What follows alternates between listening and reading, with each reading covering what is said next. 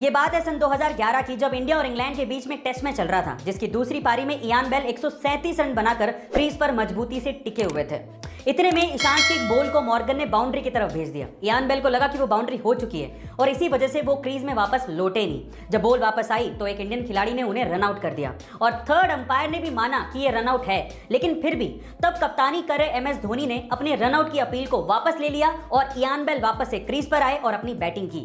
Guys, MSD की spirit को देखते हुए ICC ने 2020 में MSD को ICC cricket of the spirit award से नवाजा। गाइस, आपको MSD की स्पिरिट कैसी लगी कमेंट सेक्शन में जरूर लिखेगा और ऐसे अमेजिंग वीडियोस के लिए शेयर सब्सक्राइब। इंडिया ने इंग्लैंड के खिलाफ इंग्लैंड की सरजमीन पर लॉर्ड्स के मैदान में ऐतिहासिक जीत दर्ज की, लेकिन इस मैच का क्लाइमेक्स क्या था?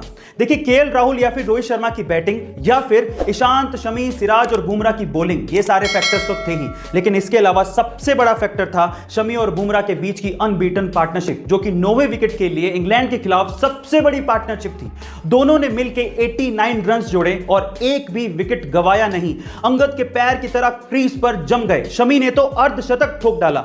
अगर वहां पर एक भी खिलाड़ी आउट हो जाता तो इंडिया बहुत जल्दी ऑल आउट हो जाती और इंग्लैंड पे इतना प्रेशर नहीं बन पाता। यही इस मैच की सबसे बड़ी वजह थी, जहां पर इंडिया ने इंग्लैंड के खिलाफ इस मैच को जीता। गाइस, आपका इस जीत के बारे में क्या कहना है कमेंट सेक्शन में जरूर लिखेगा और ऐसे अमेजिंग वीडियोस के लिए गाइस, मान लीजिए कि आपके हाथ में एक पानी का गिलास है। अब अगर वो पानी का गिलास आपको सिर्फ 10 सेकंड के लिए होल्ड करना है तब तो कोई बड़ी बात नहीं है, लेकिन अगर वही पानी का गिलास आपको 10 मिनट के लिए होल्ड करना पड़ जाए तो आपके हाथ में दर्द होने लगेगा, और अगर 10 घंटे के लिए होल्ड करना पड़ गया तो आपका हाथ सुन्न पड़ जाएगा और आपको बहुत ज्यादा दर्द होगा। अब जरा सोचिए कि पानी के गिलास का वेट तो उतना ही था, लेकिन जितनी ज्यादा देर आपने इसे होल्ड करके रखा, आपके लिए वो उतना ही ज्यादा भारी होता गया। अब इससे क्या समझ में आता है? स्ट्रेस, एंजाइटी, टेंशन, ये सब पानी के गिलास के जैसी ही हैं। थोड़ी देर के लिए दिमाग में रहे तब तक तो ठीक है, लेकिन अगर ज्यादा देर के लिए स्ट्रेस, टेंशन, एंजाइटी आपके दिमाग में रहती है तो आप डिप्रेशन के शिकार हो सकते हैं। इसीलिए गाइस, रिलीज करो टेंशन को और खुश रहो। कभी कभार किसी चीज में एक्स्ट्रा दिमाग लगाने पर कुछ एक्स्ट्रा ही फायदा हो जाता है। तो चलिए आज इस वीडियो में मैं आप लोगों को 2 साइकोलॉजिकल हैक्स बताता हूं, जिससे शायद फ्यूचर में आपको फायदा हो जाए। नंबर 1, अगर आपको किसी से कोई चीज चाहिए तो बजाय रिक्वेस्ट करने के वो चीज आप उससे कोई ऑफर बना के मांगोगे तो वो चीज आपको जल्दी मिलेगी। नंबर 2, अगर आप किसी इंटरव्यू में जा रहे हो तो एक चीज हमेशा याद रखना, लोग हमेशा जो पहले और जो लास्ट में होता है उसे याद रखते हैं, लेकिन जो बीच में होता है उसे अक्सर याद नहीं रखते। इसीलिए जब भी आपका इंटरव्यू शेड्यूल्ड हो तो आप कोशिश करो या तो पहले जाने की या सबसे लास्ट में जाने की, आपको जरूर फायदा होगा।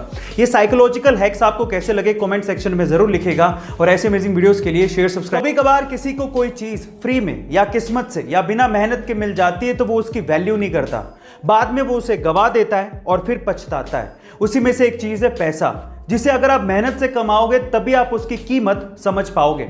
एक्चुअली हुआ कुछ यूं कि सन 2002 में एक 19 साल के कूड़ा उठाने वाले लड़के की 80 करोड़ रुपयों की लॉटरी लग गई। अब किस्मत तो खुल गई थी, लेकिन वो इन पैसों को संभाल नहीं पाया, उसकी कीमत को समझ नहीं पाया और उसने ये सारा पैसा जुए में, नशे में और ऐशो आराम में गवा दिया और बाद में वही लड़का फिर से कूड़ा उठाने लगा।